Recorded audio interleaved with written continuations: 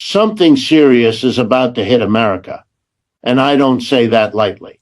We are living in a society where crises are not rare interruptions, but the very rhythm of our economic and political system. From inflation to climate disasters, from collapsing infrastructure to widening inequality, America is not simply experiencing problems. America is heading straight into a storm of its own making. And the question we must ask is not if this storm will strike, but how prepared or unprepared we are when it does. Look around you. Ordinary Americans are being squeezed from every angle. Wages have stagnated for decades, while the costs of housing, healthcare, and education have skyrocketed. Millions live paycheck to paycheck, while billionaires accumulate wealth at a pace humanity has never seen before. We were told that capitalism would reward hard work, that the free market would deliver prosperity. Instead, it delivers instability, anxiety, and despair. And it is not just economics. When workers cannot afford to live in the same cities where they work, when young people drown in debt before they even begin their careers, when families are one medical emergency away from bankruptcy, that is not an economic inconvenience, that is a political and social time bomb. The serious thing that is about to hit America is not a single event. It is the culmination of decades of unresolved contradictions, decades of policies written for the wealthy at the expense of the majority. This country cannot continue to paper over these crises. Every bailout of Wall Street, every subsidy to corporations, every tax cut for the rich deepens the divide between those at the top and everyone else. And history teaches us something simple. Societies that stretch inequality to the breaking point do not remain stable. They break, whether through protest, through political upheaval, or through social unraveling. That breaking point comes. America is approaching it now. Economic pressure is mounting in the United States in ways that are no longer invisible, and the reality is beginning to shake households across the country. For decades, wages for the vast majority of American workers have stagnated. Adjusted for inflation, the average worker today is not earning more than a worker did in the late 1970s. Yet, over that same period, the costs of the basic necessities of life, housing, healthcare, and education, have climbed relentlessly, outpacing incomes and eroding the very idea of financial stability. This widening gap between what people earn and what they must pay to survive is no longer a background issue. It is producing daily hardship, shaping people's decisions, and fueling frustration that is spilling into every corner of American society. Housing is perhaps the most glaring example. In major cities and even smaller towns, the cost of renting or buying a home has become unmanageable for ordinary working families. Home ownership, once considered the cornerstone of the American dream, has slipped further out of reach for millions. Younger generations are increasingly locked out of the housing market, not because they lack ambition or discipline, but because the price of entry has been raised to impossible levels. Families who rent find themselves spending half or more of their income just to keep a roof over their heads, with little left over for savings or emergencies. The pressure of simply finding and keeping shelter has grown into a crisis that touches nearly every community. Healthcare adds another layer of financial strain. The United States spends more on healthcare per capita than any other advanced nation, yet it remains the only major economy where access is tied to employment and ability to pay. Even with insurance, deductibles and copays have skyrocketed, leaving households vulnerable to crushing bills. A medical emergency has become one of the leading causes of personal bankruptcy. Families must make impossible choices, delay necessary care, skip prescriptions, or accept debt that will haunt them for years. The promise of medical security, something taken for granted in much of the developed world, has become a constant source of anxiety in America. For many, the cost of staying healthy is indistinguishable from financial ruin. Education, long seen as the path to upward mobility, has also become a source of unrelenting pressure. Tuition at public and private universities alike has soared, forcing students and their families to rely on loans that can take decades to repay. The irony is stark. In order to compete in an economy that demands higher skills, young people must begin their adult lives shackled by debt. The weight of student loans affects their ability to buy homes, start families, or invest in their futures. Education, once marketed as the investment that guarantees opportunity, has instead become a burden that locks people into cycles of repayment and dependency. Taken together, these pressures on housing, healthcare, and education reveal an economic system that does not work for the majority. A worker today must stretch their paycheck further than ever before, and yet no amount of budgeting or discipline seems to close the gap. While productivity has increased, and while the wealth of corporations and the richest Americans has multiplied many times over, the share of that prosperity reaching ordinary households has shrunk. This imbalance creates not just financial hardship, but also a profound sense of betrayal. People were told that hard work and sacrifice would provide security. Instead, they are learning that the rules of the system funnel rewards to a tiny minority while leaving everyone else scrambling. The result is an undercurrent of stress that pervades daily life. Parents worry about affording childcare. Young adults postpone marriage or children because of economic insecurity. Retirees, once expecting to live out their later years with dignity, find themselves re-entering the workforce just to survive. This constant pressure is not an accident, nor is it the result of individual failures. It is the predictable outcome of an economy that has allowed costs to spiral while suppressing wages. The system is designed to maximize profit, not to guarantee stability, and the consequences are everywhere. The mounting economic pressure is reaching a point where it can no longer be ignored or explained away. It is not just about individual households struggling to balance their checkbooks. It is about the erosion of the very social fabric that holds communities together.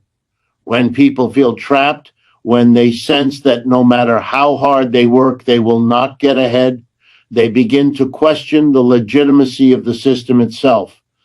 That questioning, once a quiet murmur, is growing louder.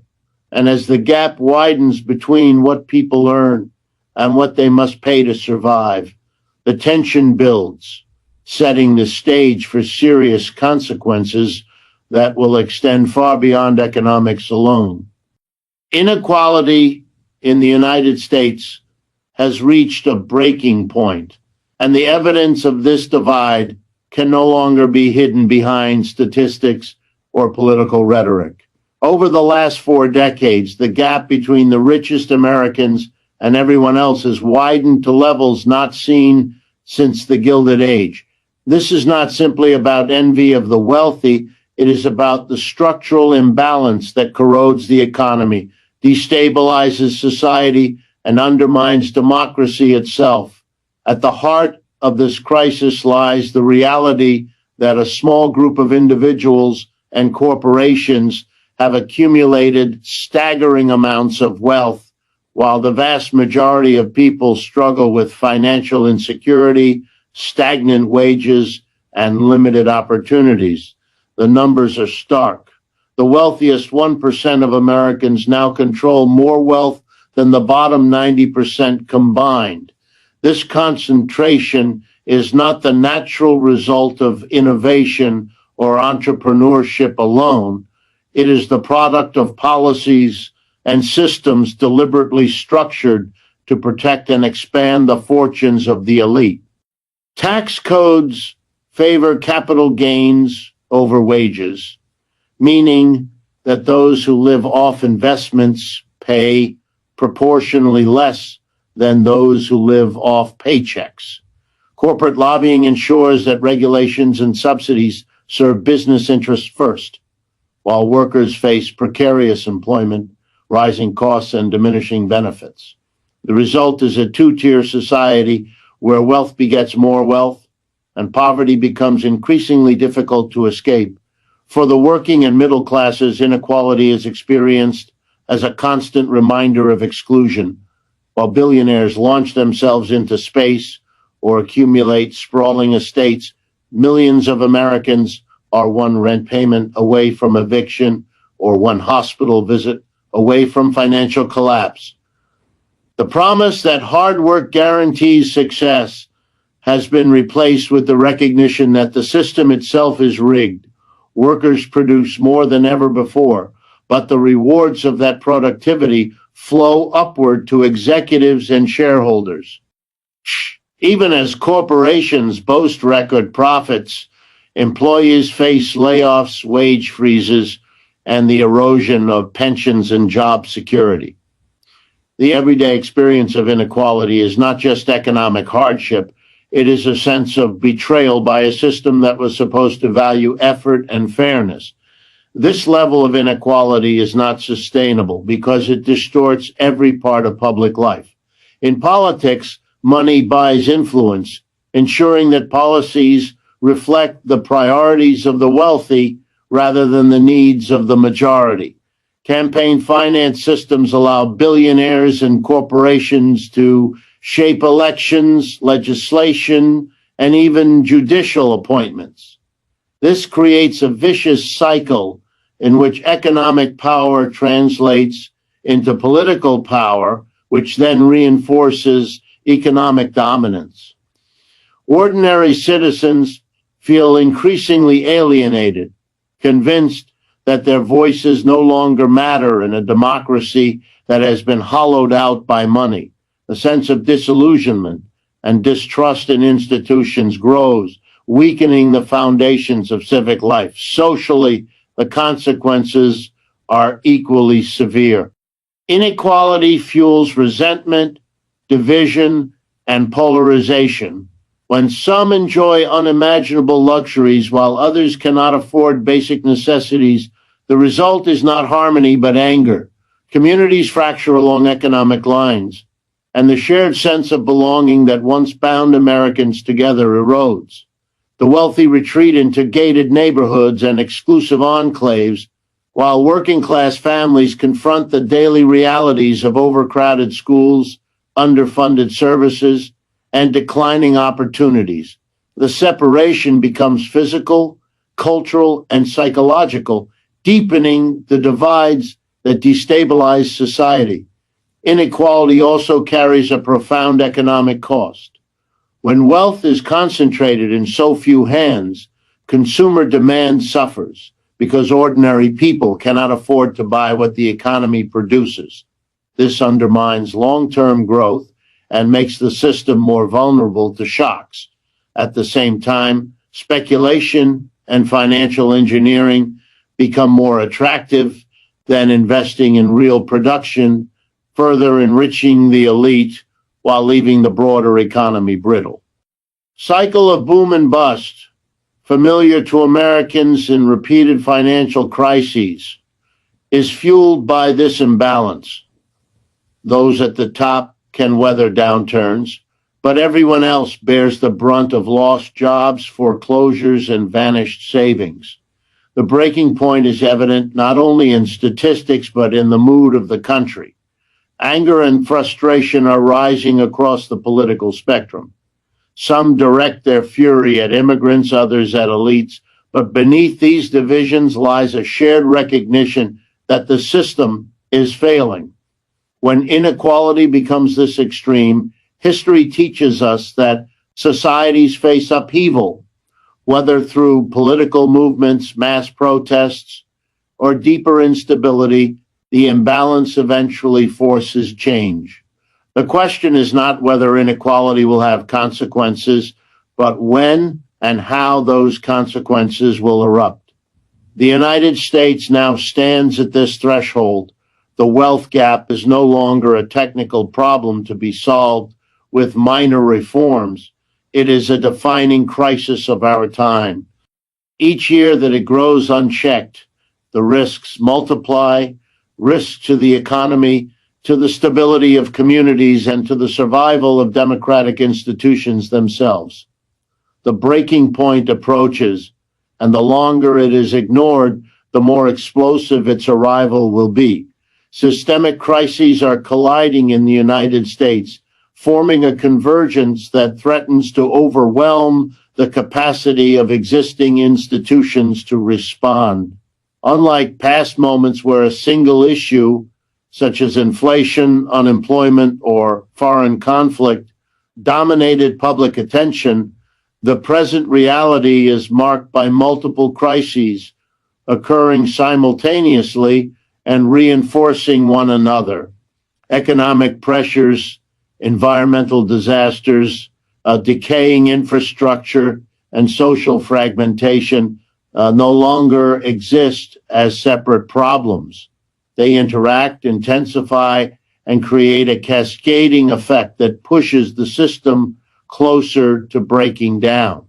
What is unfolding is not a temporary disruption, but a structural unraveling that exposes the limits of the current economic and political order. Inflation provides one example of this dynamic. Rising prices for food, housing, and energy erode household purchasing power, creating stress for millions of families. At the same time, wages have not kept pace, leaving workers to absorb the full brunt of inflation. This economic pressure forces people to cut back on spending, which in turn slows growth and creates conditions for instability in labor markets. But inflation is not occurring in isolation. It is magnified by global supply chain disruptions, geopolitical tensions, and corporate practices designed to protect profits. When multinational companies raise prices beyond their costs, the crisis shifts from being merely a market adjustment to a mechanism for transferring wealth upward. Thus, an economic challenge becomes both a social and political one. Climate change represents another dimension of the collision. Extreme weather events, wildfires, hurricanes, droughts, and floods are growing more frequent and destructive. These disasters not only devastate communities, but also strain public budgets, displace populations, and disrupt local economies. Costs are immense, and they compound existing inequalities. Wealthier regions and households can rebuild, relocate, or insure themselves against loss, while poorer communities are left to shoulder the destruction with limited support. Climate crises intersect with economic ones. Rising insurance rates, damaged infrastructure, and agricultural disruptions feed directly into inflation, housing instability, and food insecurity. What was once considered an environmental problem now reverberates across every sector of life. The nation's infrastructure, long neglected, adds another layer of vulnerability. Roads, bridges, water systems, and public transportation networks are deteriorating faster than they can be repaired. Power grids buckle under strain, leaving millions without electricity during heat waves or storms. These failures are not random accidents. They are the predictable result of decades of underinvestment in public goods, while resources flowed toward corporate tax breaks and military spending. When infrastructure collapses, it magnifies the effects of other crises. A hurricane becomes deadlier when levees fail. A heat wave becomes more lethal when power grids cannot sustain air conditioning. Infrastructure, once invisible in daily life, reveals itself only in its absence, and that absence now shapes how communities experience every other challenge. Social divisions intensify the collision of crises. Economic inequality, political polarization, and cultural fragmentation weaken the ability of society to respond collectively. Instead of uniting around solutions, communities fracture along partisan or ideological lines, with competing narratives about who is to blame. Misinformation spreads rapidly, further eroding trust in institutions. During a pandemic or a natural disaster, public health measures and emergency responses are undermined not by lack of knowledge, but by a lack of social cohesion. This disunity ensures that even solvable problems become prolonged and devastating. A crisis that might have been contained instead escalates because the population cannot rally around a common response. These crises also reinforce one another in ways that amplify their consequences. Climate disasters fuel economic displacement, which increases inequality, which in turn breeds political anger and distrust. Inflation drives discontent that manifests in protests, strikes, and political polarization. Infrastructure failures disrupt supply chains, making inflation worse and leaving communities more vulnerable to climate shocks. Each problem worsens the others, creating a feedback loop that makes resolution increasingly difficult. The system finds itself trapped in cycles of reaction rather than proactive planning, always one step behind the next emergency. What emerges is a picture of a society under siege, not from a single adversary, but from the collision of forces that feed off each other. The traditional tools, short-term stimulus packages, temporary subsidies, or patchwork repairs, no longer suffice. Each attempted fix is overtaken by the next crisis, leaving people with the impression that nothing ever improves. This deepens cynicism and accelerates the erosion of trust in leadership. The recognition grows that the crises are not anomalies, but symptoms of a deeper structural failure, a system designed for profit and short-term gain rather than resilience and collective well-being. As these systemic crises converge, they push the country toward a reckoning. The illusion of stability maintained for decades is collapsing under the weight of their combined force. Each passing year without structural reform increases the severity of the collision and reduces the space for solutions. The United States faces a moment not defined by one crisis, but by the undeniable fact that multiple interconnected crises are converging into something much larger and more dangerous than the sum of their parts. Political paralysis has become one of the defining features of American life, and it is deepening the dangers posed by every other crisis confronting the country. While economic inequality grows, infrastructure decays, and climate disasters multiply, the political system appears incapable of delivering coherent, long-term solutions. Instead of rising to the challenge, Washington is trapped in cycles of gridlock, partisanship, and short-term maneuvering. This paralysis is not simply frustrating, it is dangerous because it ensures that problems fester and expand until they reach breaking points. The inability or unwillingness of the political establishment to act effectively transforms manageable crises into existential threats. The most visible form of this paralysis is the endless partisan deadlock.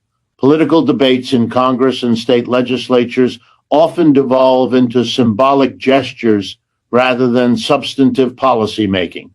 Issues like healthcare, education, or climate change rarely receive comprehensive legislation because the two major parties are locked in a permanent struggle for advantage, more focused on defeating one another than solving problems. Each side frames the other as illegitimate, making compromise politically costly. As a result, meaningful reforms stall, leaving millions of Americans to suffer the consequences.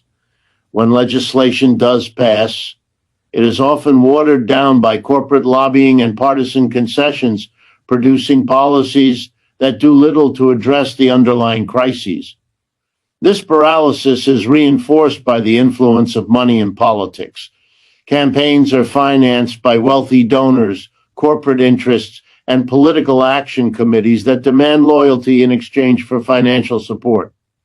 Policymakers are less accountable to the voters who elect them and more accountable to the funders who sustain their careers.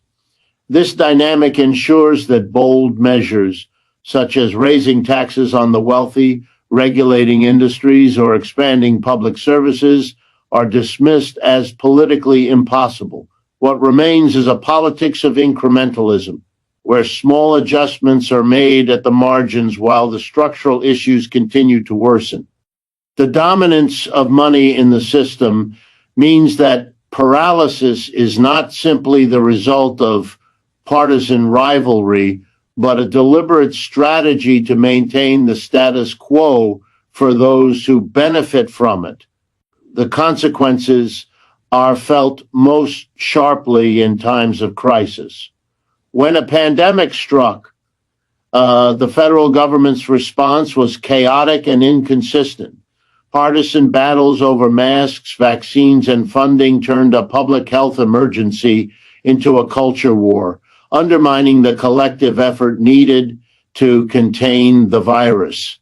During natural disasters, federal aid is often delayed or politicized, leaving vulnerable communities to fend for themselves. Even routine functions, such as passing budgets or raising the debt ceiling, become moments of brinkmanship, threatening government shutdowns that paralyze essential services. This inability to govern effectively erodes public trust, creating a vicious cycle where citizens lose faith in institutions, and institutions become even less capable of acting decisively. Another dimension of paralysis is the short-term horizon of American politics. Election cycles dominate the decision-making process, pushing politicians to prioritize immediate popularity over long-term planning. Investments in infrastructure, education, or climate resilience require decades of commitment, but elected officials often avoid these issues because the benefits may not materialize within their terms. Instead, resources are funneled into programs that provide quick political wins, even if they do little to address the structural challenges ahead. This short-termism ensures that systemic problems are left unaddressed until they reach crisis proportions, at which point they are far more difficult and costly to resolve. Paralysis also stems from the fragmentation of political discourse. With the rise of partisan media and social platforms, the population consumes entirely different narratives about what is happening in the country. One segment of society is told that inequality and climate change are urgent crises, while another is told that they are fabrications or distractions. Fractured information environment makes consensus nearly impossible because there is no shared understanding of the problems themselves. Without agreement on the facts, the political system cannot produce solutions. Leaders exploit this fragmentation, playing to their base with rhetoric that inflames division rather than seeking to unify around action.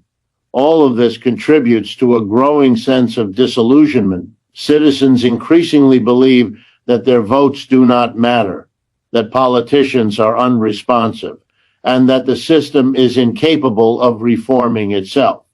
Voter turnout suffers, cynicism spreads, and the legitimacy of democratic institutions erodes.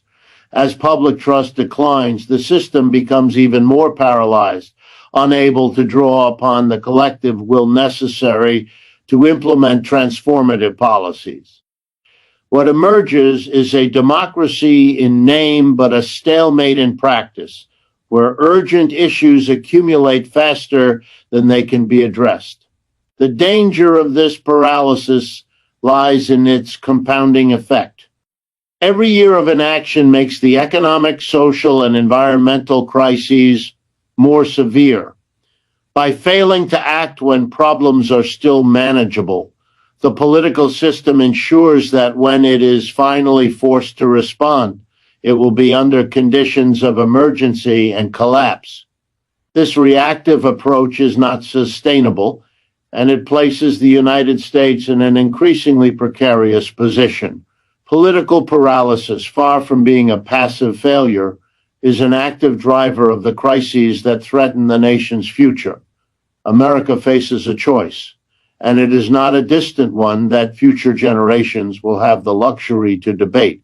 It is a choice that is pressing itself onto the present as the crises of inequality, economic pressure, political dysfunction, and climate collapse converge into a single question: what kind of society will this nation become? The direction is not preordained.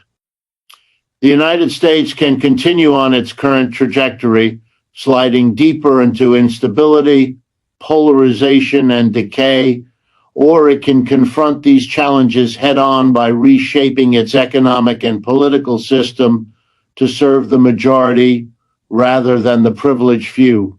The decision will not be made in speeches or campaign slogans alone. It will be made in the policies enacted, the institutions rebuilt, and the collective will of ordinary people demanding something better. The first path, the one of continuity, is already visible. If current trends persist, inequality will deepen further, wages will stagnate while the cost of essentials continues to rise, and more Americans will find themselves excluded from housing, health care, and education. The political paralysis that has gripped Washington will remain, ensuring that bold reforms are dismissed as unrealistic while corporate interests tighten their hold over policymaking. Climate change will worsen, infrastructure will crumble further, and communities will struggle with the fallout from disasters that the government is unprepared to mitigate. Social divisions will grow sharper, trust in institutions will collapse further, and democracy itself will become more fragile. This is the path of inertia, the path of refusing to act until it is too late, and it leads toward a society defined by instability and conflict. But there is another path, one that recognizes that the crises now facing America are not natural disasters beyond control, but the predictable results of decisions and policies. If inequality is the problem, then the choice is whether to redistribute resources through progressive taxation, labor protections, and public investment in essential goods. If healthcare bankrupts families, then the choice is whether to continue treating it as a commodity or to guarantee it as a human right. If climate change threatens the survival of communities, then the choice is whether to keep subsidizing fossil fuels or to rapidly transition to renewable energy and resilient infrastructure. These are not abstract debates. They are decisions about whether society will prioritize human well-being or corporate profit. The choice also extends to the political system itself. America must decide whether democracy will be reduced to a contest of money and influence, or whether it will be revitalized by empowering citizens and limiting the dominance of wealth in politics. This could mean reforms to campaign finance, expanding voting access, and building institutions that represent working people rather than lobbyists. The decision is whether politics remains a spectacle of gridlock or becomes a vehicle for genuine problem solving. Without such reforms, every other crisis will continue to worsen because the system will remain incapable of addressing them at their root. On a social level, the choice is between fragmentation and solidarity. Will Americans retreat into partisan enclaves, blaming one another for problems created by larger structural forces?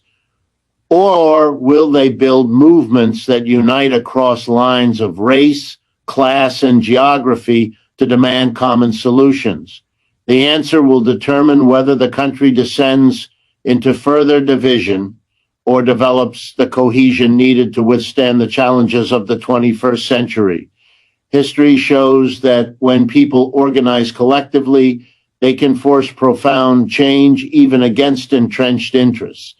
The labor movements of the early 20th century, the civil rights movement, and other struggles demonstrate that solidarity is not just an aspiration, but a proven force for transformation. This moment is pivotal because the choices made now will set the trajectory for decades to come. The consequences of inaction are accelerating, whether in the form of extreme weather, collapsing infrastructure, or growing political unrest. At the same time, the opportunities for change remain open, fueled by growing awareness and dissatisfaction among the population. More people are questioning the legitimacy of a system that leaves them behind, and more voices are demanding policies that put human needs before corporate gain. The choice America faces is therefore not abstract. It is visible in strikes, protests, campaigns, and conversations across the country. The nation stands at a crossroads, and each road reflects a vision of the future. One is a path of decline where inequality, crisis, and division consume the society until it fractures. The other is a path of renewal where structural reforms rebuild trust, redistribute power, and create a system designed to sustain both people and the planet. Which path is taken depends on the willingness of Americans to confront uncomfortable truths, to challenge entrenched interests, and to demand more than the limited politics of the present. The choice is here, it is urgent, and it will define the future of the United States for generations to come. So I say again, something serious is about to hit America. But here is the truth. We are not powerless. We can either allow this storm to hit us unprepared, destroying lives and deepening divisions, or we can organize to demand change. We can build an economy that serves people, not profit. We can fight for health care, housing, education, and dignity as rights, not privileges. But to do so, we must face reality head on. The system as it stands is unsustainable, and pretending otherwise only delays the reckoning. America must decide, collapse under the weight of its contradictions, or rise by finally addressing them. The storm is coming. The only question is how we, the people, will respond.